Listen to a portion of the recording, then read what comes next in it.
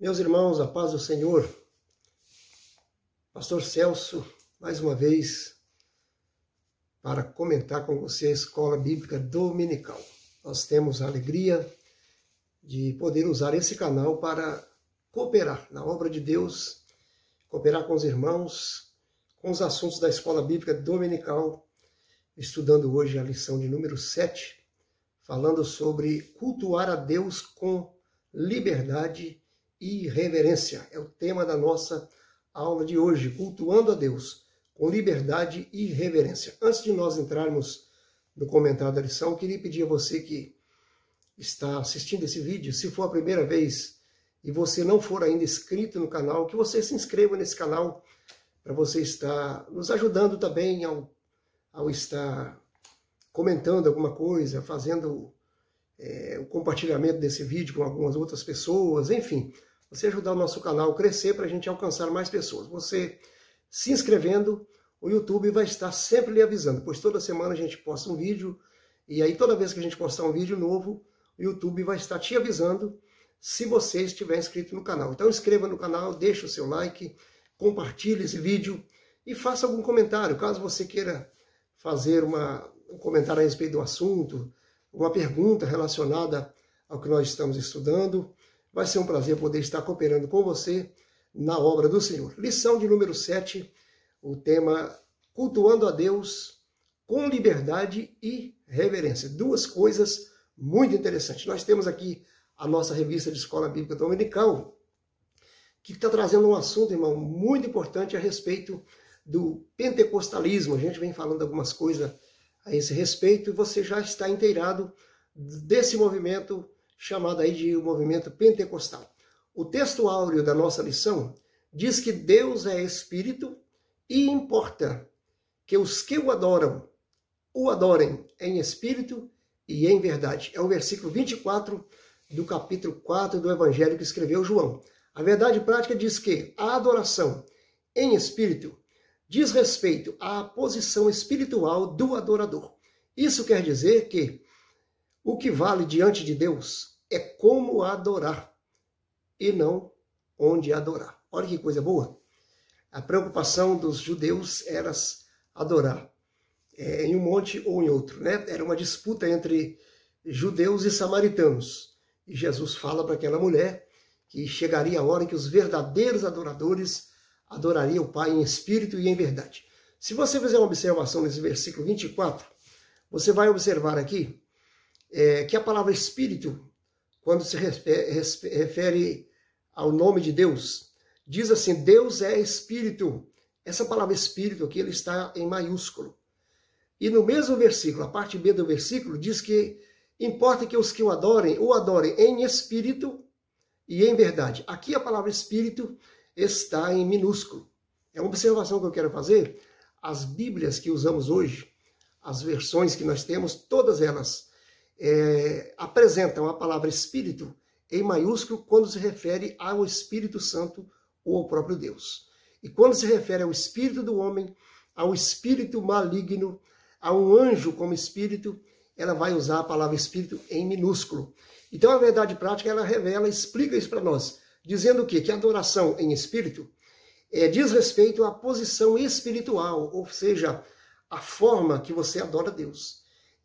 O tipo de expressão que você tem como adoração, que não é algo que deve ser simplesmente formal, ou quem sabe artificial, não, a gente deve ter uma adoração espiritual, deve sair do nosso espírito, deve sair de dentro de nós. Essa deve ser o tipo de adoração que nós devemos fazer. E aí diz que não importa onde adorar, mas sim como adorar.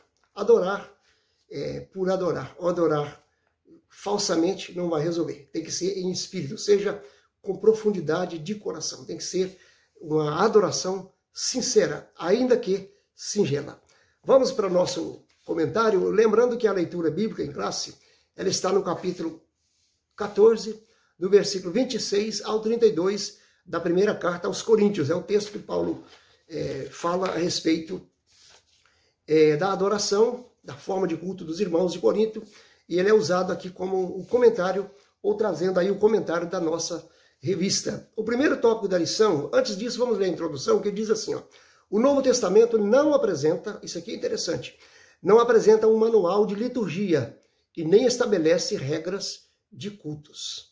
Mas temos pelo menos uma comunidade cristã do período apostólico que pode dar indicações sobre como devemos organizar o culto.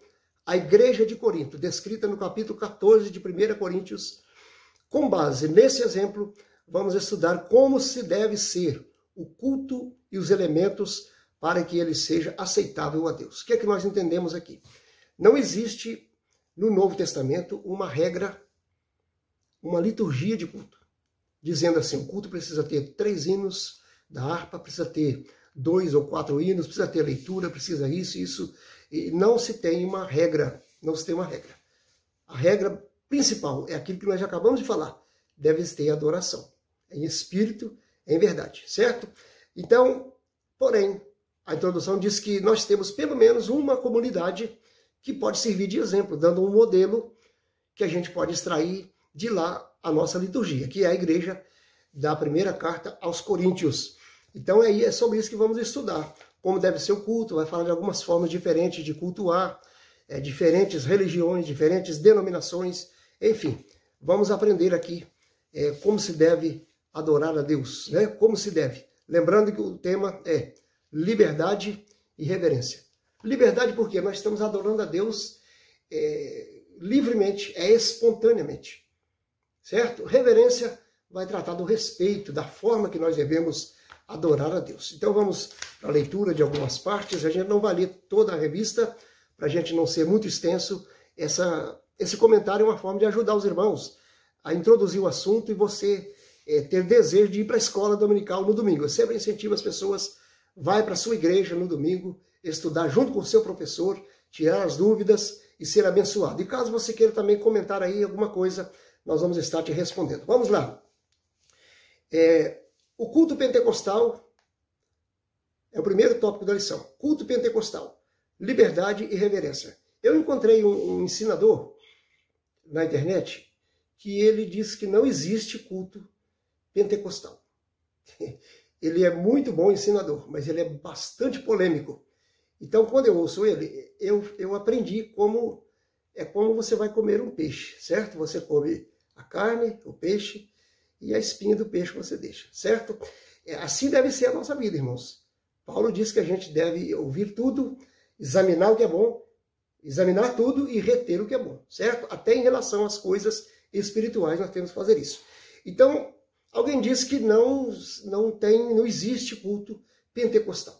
Lógico, na Bíblia não existe. É claro que eu sou muito inferior à pessoa a quem eu estou me referindo que falou isso.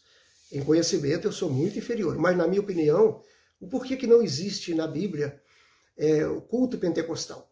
Porque quem escreveu a Bíblia nunca viu falar essa palavra, certo? Nunca ouviu falar essa palavra. O culto existe desde Adão, existe adoração a Deus, certo? A Bíblia mostra que a partir de Enos se começou a invocar ao Senhor, mas nós já vemos ali nos filhos de Adão uma oferta a Deus, que é um culto. Nós não vamos entrar em detalhes, mas o culto sempre existiu. Nos dias de Paulo, nos dias da igreja de Corinto, o culto existia. Essa palavra pentecostal é algo novo, é da nova teologia, é do nosso tempo, do penúltimo, último século, que nós temos essas expressões pentecostal, que cria-se o movimento pentecostal a partir da descida do Espírito Santo no capítulo 2 de Atos. Então, se baseia ali para a expressão pentecostal, ou movimento pentecostal. Então, o culto pentecostal está dentro da mesma expressão. É um culto é um culto realizado, oferecido a Deus por pessoas que fazem parte do movimento pentecostal. É muito simples. Então, o culto pentecostal é isso, é um culto realizado por pessoas que são pentecostais. Agora, nós temos uma ideia entre nós, por algumas pessoas, que o culto pentecostal é aquele culto barulhento, aquele culto de barulho. E às vezes não é isso. Às vezes tem muito barulho, muito movimento, mas não é igual ao de Pentecoste, certo? Vamos deixar para lá. Então vamos lá. A flexibilização cristã, o primeiro ponto. A religião cristã é flexível quanto à forma de adoração e permite várias liturgias. Liturgia é as regras de um culto. a forma que se faz ou se oferece um culto, certo? Então vamos lá.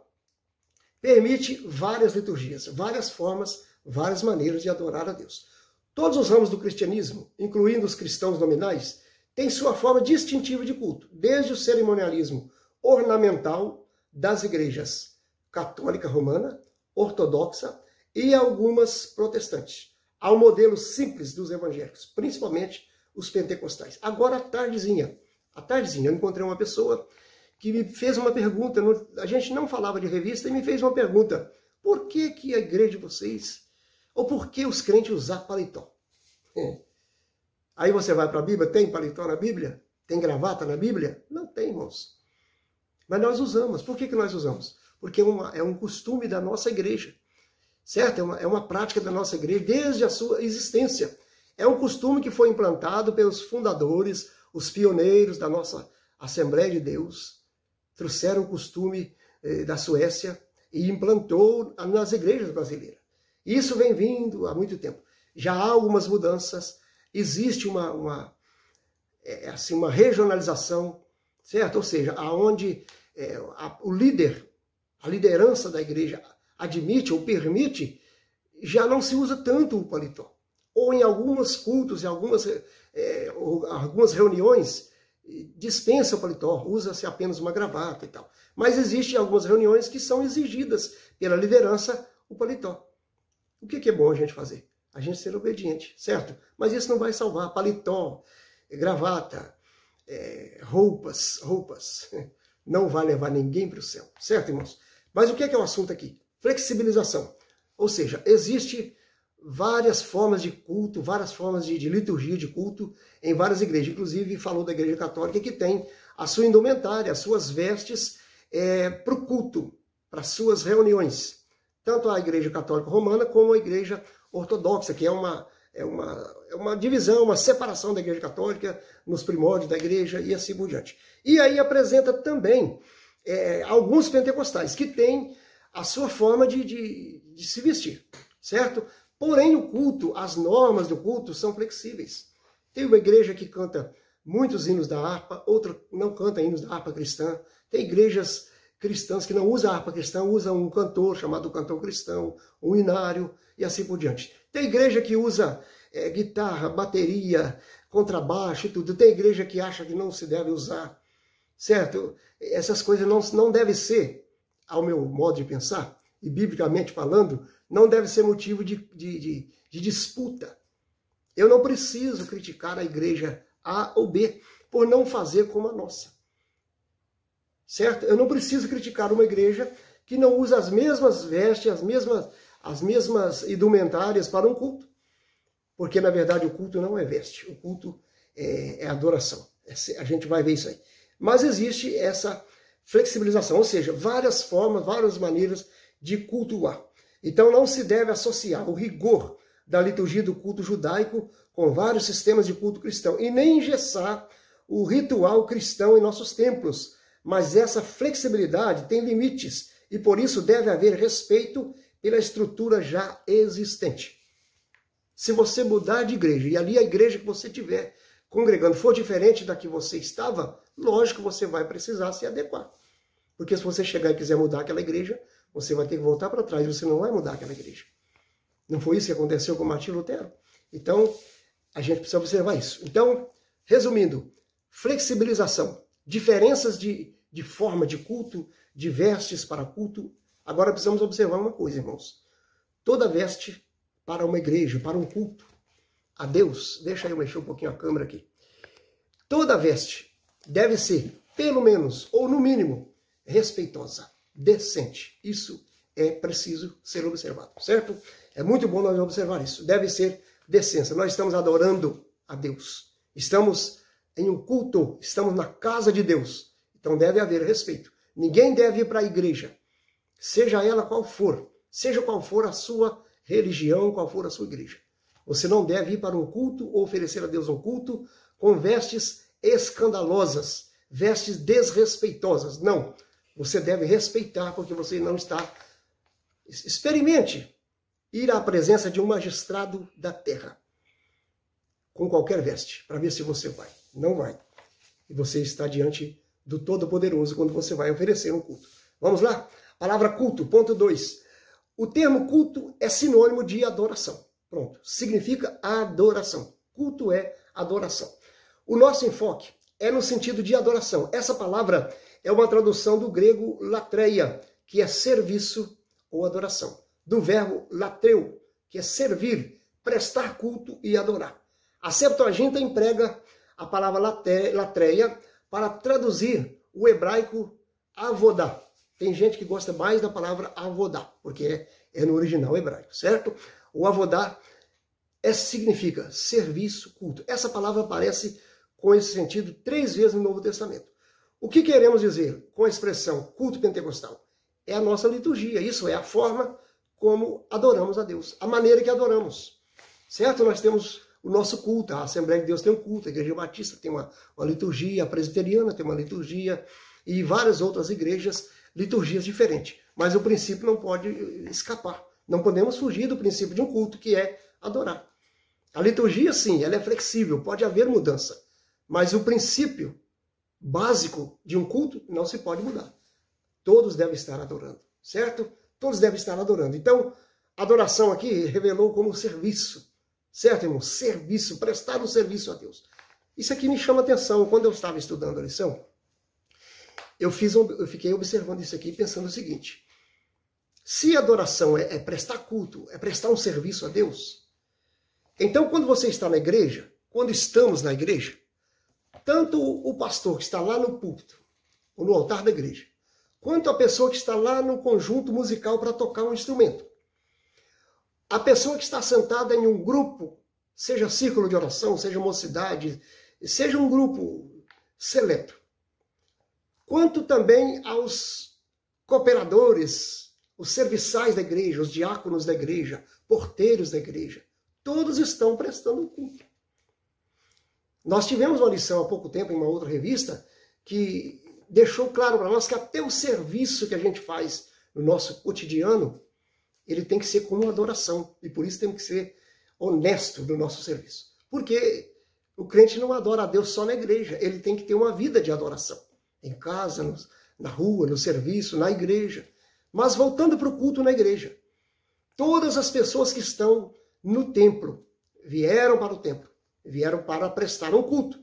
Então tudo que você está fazendo na igreja, você que está me ouvindo e é um cooperador na igreja, é um porteiro, é um diácono, um presbítero, é um instrumentista da igreja, tudo que a gente está fazendo ali, você está prestando um serviço de adoração. Tudo isso é adoração. Imagine, irmãos, a pessoa está ali cantando no círculo de oração, mas tem uma irmã que está lá na porta do banheiro cuidando das crianças, cuidando das pessoas ali. Será que ela perdeu o tempo de ir na igreja? Não. Talvez ela não cantou, não teve um tempo de cantar no conjunto, mas ela está ali prestando um serviço para Deus. Isso é muito importante. Ela está adorando a Deus também. Aí vale uma observação que eu tenho feito, é isso que eu quero falar. Eu não estou doutrinando igreja, aliás, eu não sou pastor de igreja. Eu pastoreei por 20 anos, mas hoje eu não estou pastoreando, eu sou um pastor itinerante, coopero com a obra de Deus. Mas a palavra de Deus está nos ensinando que cultuar é adorar, é prestar um serviço, é servir a Deus. Então se você está na igreja, e eu tenho visto muito isso, a gente anda bastante, vai em várias igrejas, e tem alguns lugares que a gente chega, a gente fica observando que às vezes na porta da igreja tem 2, 3, 4, 5 cooperadores ali. Tem um porteiro, um recepcionista, e tem alguns que aglomeram ali na porta da igreja, ao invés de entrar para a igreja e adorar. Irmãos, eu tenho visto isso. Ao invés de estar adorando, ele fica ali conversando com o porteiro, conversando com alguém. Irmãs que saem lá de dentro da igreja e vêm para a porta da igreja com uma criança para amamentar e começam a conversar. Será que nesse momento isso está sendo um serviço para Deus? Isso está sendo uma adoração a Deus? Eu acredito que não. Eu acredito que não. Se você está lá na portaria, atendendo as pessoas, recepcionando pessoas, arrumando um banco para alguém, levando uma água no púlpito, atendendo uma criança no banheiro, fazendo uma você está trabalhando no desenrolar do culto. Você está cultuando, você está adorando a Deus. Mas se você está deixando a sua posição lá dentro da igreja e vindo para a porta da igreja conversar com alguém, me perdoe, você não está cultuando. Observe isso, você não está prestando um serviço. Se for para a gente ser bem extremista, poderia dizer que estamos até atrapalhando o outro a adorar. Então observe isso, preste bem atenção. Cultuar é isso, é estar prestando um serviço para Deus. Então se você está trabalhando em qualquer coisa, se você estiver na igreja, o pastor te chamar, você é um cooperador, ele te chamar e falar assim, pastor, meu irmão, eu quero que você vá para mim lá no mercado comprar uma lâmpada, porque essa lâmpada queimou e precisa ser trocada agora. Você vai sair da igreja e você vai lá. Você está prestando um serviço para Deus. Você continua adorando a Deus, porque você está cuidando do culto, certo? Mas se você está por ali, certo? Tem aquelas pessoas que chegam na igreja e não entram para dentro. Não entram. Tá certo que às vezes você não foi ao culto. Você teve que dar um recado, fazer alguma coisa ali, e ficou ali alguns minutos, e foi embora. Isso é diferente. Mas você ficar um período de culto todinho na igreja, você veio para o culto, você entrou, orou uns minutos e voltou, e só fica do lado de fora, não está precisando de você lá fora, fique lá dentro, irmão, continue adorando a Deus. Continue adorando a Deus, não atrapalhe o que está ali, cuidando, adorando a Deus em serviço. Continue adorando a Deus, isso é importante. Reverência no culto, está aqui, tá vendo? Vai fazer parte. A adoração a Deus é o momento mais sublime na vida humana. Significa, essencialmente, reconhecimento. Olha aí, irmão. A celebração e exaltação da majestade divina. Por isso, deve ser oferecida com reverência. Paulo fala no capítulo 14, versículo 40, da primeira carta aos Coríntios. Faça-se tudo decentemente e com ordem. O culto deve ser, irmãos, com reverência. Tudo que você vai fazer. Se você precisa andar dentro da igreja para fazer alguma coisa em relação ao culto, faça isso, mas faça com respeito, com reverência. Se você entrar na igreja, no início do culto, antes de iniciar a liturgia, as pessoas estão ali ajoelhadas, orando, entre andando devagar. Entre andando devagar, não converse alto, certo? Tem aquelas pessoas que encontram alguém no corredor da igreja e abraça, bate as costas, aquele barulhão, e tira a atenção de todo mundo que está ajoelhado orando. Faz isso não. Ali é lugar de adoração, certo? Isso faz parte da lição, está falando de reverência, respeito, certo? É você estar fazendo isso com reverência. Alguém duvidaria que se o rei Salomão tivesse em nossos dias a mensagem... Irmão, deixa eu voltar um pouquinho aqui. Isso aqui é muito interessante. É muito interessante. Olha aqui. Havia acima do púlpito do templo sede da Assembleia de Deus de Jundiaí. Jundiaí é a igreja presidida pelo pastor Ezequiel Soares, que é o comentarista da nossa revista. Então ele está dizendo que lá na igreja dele, que ele lidera, pelo menos como presidente de honra, ele tinha lá esse versículo, acima do púlpito. Qual era o versículo? Guarda o teu pé quando entrares na casa de Deus. Eclesiastes 5:1. Guarda o teu pé, cuidado. Era uma espécie de uma advertência, né, que ele tinha da igreja para as pessoas observarem. Aí olha o que ele fala aqui. Alguém duvidaria que se o rei Salomão vivesse em nossos dias, a mensagem seria: desliga o seu celular quando entrares na casa de Deus. Será, irmão? A adoração é momento de conexão com o céu e não com a internet. Isso aqui, irmãos, é assunto para pastor doutrinar a igreja. Doutrinar é ensinar, sabia, né? É ensinar. Porque a falta de respeito de algumas pessoas é muito. Tem pessoas, talvez eu esteja falando com um, tem coragem de ficar sentado no banco da igreja e assistir um campeonato de futebol pela internet no silencioso. Você acha que Deus não está vendo isso? Está vendo. Cuidado, cuidado. Eu dirigi igreja em que jovens teve a capacidade de, dentro da igreja, enviar foto para pessoas dentro da igreja, e a foto caiu e alguém que estava do lado viu. Foto de mulher seminua dentro da igreja. Já pensou que respeito, que reverência? Isso tudo terá um acerto. Tenhamos cuidado com essas coisas, irmão, porque isso é muito sério. O centro do culto pentecostal é o tópico segundo da nossa lição. Qual é o centro da nossa adoração? O primeiro ponto. Alguns opositores da obra pentecostal costumam nos acusar de, em nossos cultos, darmos ênfase ao Espírito Santo acima de Jesus. Irmão, isso aqui, quem tem esse tipo de pensamento, ele não tem boa informação a respeito dos nossos cultos. Até porque, quantas vezes você ouve na igreja alguém dizer assim, glória a Deus, glória a Jesus, aleluia. Várias vezes. Não é assim? A gente passa o tempo todo adorando. Eu estou falando de expressões cultuais, porque na verdade não é só isso que é adoração. Mas há pessoas que dizem que a gente não fala no Espírito Santo, a gente fala mais, aliás, não fala em Jesus, fala mais no Espírito Santo. É uma maneira sutil de nos chamar de montanistas. Trata-se de uma interpretação equivocada a nosso respeito.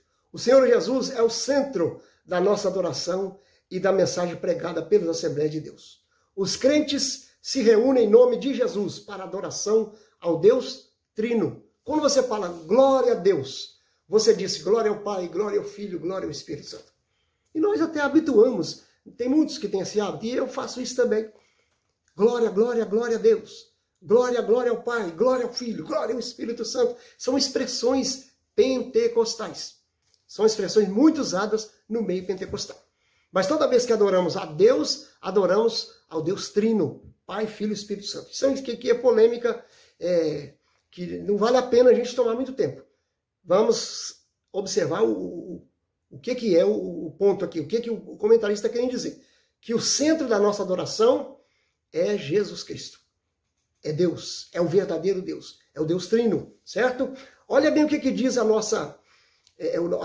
nosso credo, o nosso cremos, a declaração de fé das Assembleias de Deus. Diz que reunimos-nos no corpo de Cristo para adoração pública ao Deus Trino, certo? Esse é o padrão ensinado nas Escrituras. Porque nós é que somos a circuncisão, nós que adoramos a Deus no Espírito e nos gloriamos em Cristo Jesus e não confiamos na carne. Filipenses 3:3. Adoramos ao Pai, ao Filho e ao Espírito Santo. O Deus Trino é o centro da nossa adoração. Um culto vibrante no poder do Espírito. Segundo ponto, do segundo tópico.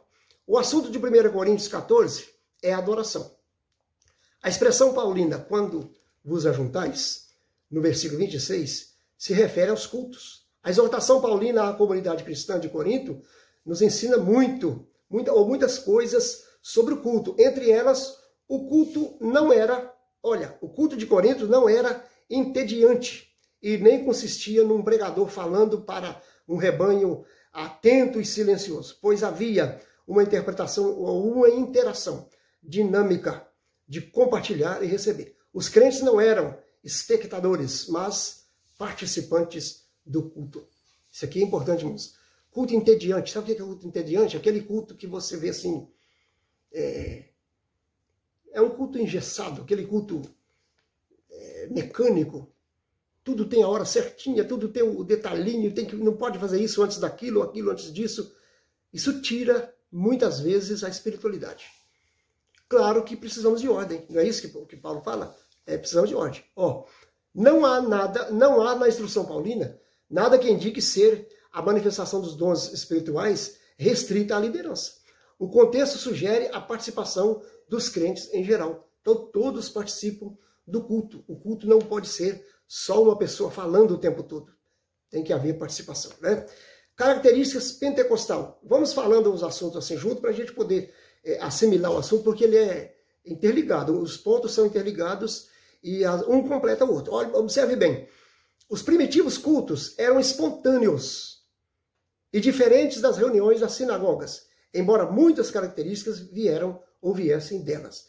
Quando ele fala de culto primitivo, ele fala dos tempos antes dos patriarcas, por exemplo. No tempo do patriarca Abraão, nós temos o patriarca oferecendo um sacrifício, um holocausto. Nós temos outros holocaustos da época. Mas voltando antes, a gente não tem tanta informação. Mas você vê já no início da história da humanidade, você já percebe que eles tinham uma forma de adorar, oferecer alguma coisa para Deus. Abel e Caim, por exemplo, a Bíblia mostra que Deus atentou para a oferta de Abel, porque ele oferecia do coração.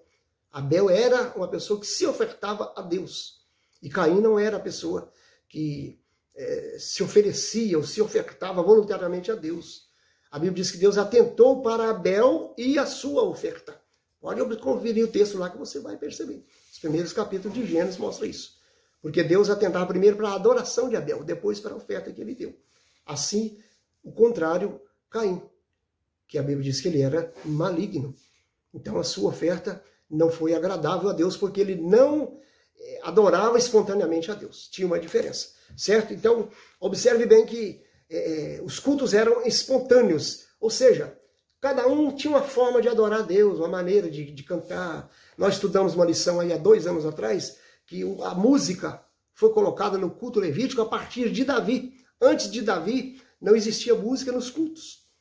Certo, irmãos? Tudo isso nós já aprendemos, você já teve a oportunidade de aprender. Os cultos lá atrás eram aquela oferta sacerdotal, era um culto, um serviço prestado a Deus, mas bem diferente dos nossos dias. Com o passar dos anos, foi se agregando coisas boas. E aqui nós estamos comparando a nossa liturgia de hoje com a igreja de Corinto, que segundo a nossa leitura em classe, ele fala que lá os irmãos, quando se juntavam, uns tinham salmos, outros tinham doutrina, outros tinham revelação, tinha línguas, tinha interpretação. Só que Paulo falou assim, faça-se tudo para edificação. Tudo para crescimento espiritual, certo? Então, aqui está dizendo que os cultos eram espontâneos e o das reuniões das sinagogas já era diferente, tinham características diferentes e algumas delas foram repassadas para, inclusive, nossos dias. Então, a liturgia dos cultos constava de oração e cântico. Isso já no capítulo 14 de 1 Coríntios. O louvor parte da adoração a Deus desde os tempos antes dos séculos até a consumação dos séculos. Sempre vai haver adoração, certo? Com louvores. Se você ler Apocalipse, você vai perceber isso é uma realidade. A leitura e a exposição das Escrituras Sagradas aparecem como elementos do culto cristão em outras fontes paulinas. Paulo diz assim, ó, persiste em ler e exortar, ou ensinar. 1 Timóteo 4,13. Essa instrução é uma referência à leitura pública. As ofertas também são partes da adoração bíblica, desde os tempos do Antigo Testamento. Deuteronômio 26, 1 Coríntios 16, o objetivo delas é levar avante a obra de Deus enquanto a igreja estiver na terra. Ofertar, dizimar, tudo faz parte do serviço sagrado para Deus, certo? Agora, irmãos, o que nós estamos vendo aqui é o seguinte, o culto pentecostal, ele é esse culto que a gente tem aí, nós temos um culto que tem louvores, a nossa igreja é uma igreja que tem, o próximo ponto vai falar disso, né? O próximo tópico vai falar da expressão da liturgia das nossas igrejas hoje, a diferença da nossa igreja hoje. Há uma liberdade, principalmente na Assembleia de Deus, de dar às pessoas a oportunidade de crescimento na palavra, de conhecimento, de expressão. Pessoas que têm essa oportunidade para cantar um hino, para contar um testemunho, para ler um texto bíblico, e essas pessoas vão se desenvolvendo. É a questão do terceiro tópico, que vai falar da expressão da liturgia de nossas igrejas. No primeiro ponto vai mostrar as reuniões de adoração. A língua, ou melhor, a nossa liturgia é simples e permite que quaisquer irmãos e irmãs adorem a Deus com liberdade. A nenhum deles é negado o púlpito. Ou seja, todas as pessoas que tiverem desejo, tiverem aptidão para o ensino, tiverem vontade de falar a palavra, ele terá uma oportunidade de desenvolver isso na igreja.